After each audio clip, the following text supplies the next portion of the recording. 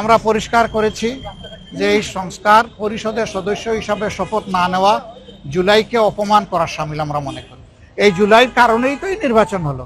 এই নির্বাচন হওয়ার কারণে তারেক রহমান সাহেব হয়েছেন প্রধানমন্ত্রী, আমি হয়েছি বিরোধী দলীয় নেতা। এই জুলাই না আসলে কি আমরা এটা হতে পারতাম? এই খেদমতের এই সেবার সুযোগ পেতাম?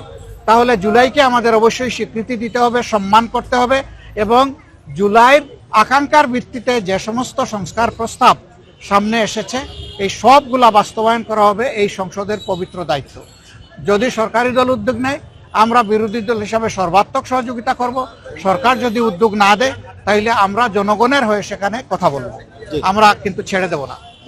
আমরা সংসদে গিয়ে দেশের জন্য ভালো কিছু করতে চাই ইনশাআল্লাহ, আর সংস্কারের মাধ্যমে সমাজের আবর্জনা দূর করতে চাই। এই আবর্জনা রাস্তার ময়লা, ড্রেইনের ময়লা, ছড়ার ময়লা থেকে শুরু করে মানুষের মনের আবর্জনা আমরা দূর করতে চাই। মানসিক সংশোধনের জন্য আমাদের অভিযান।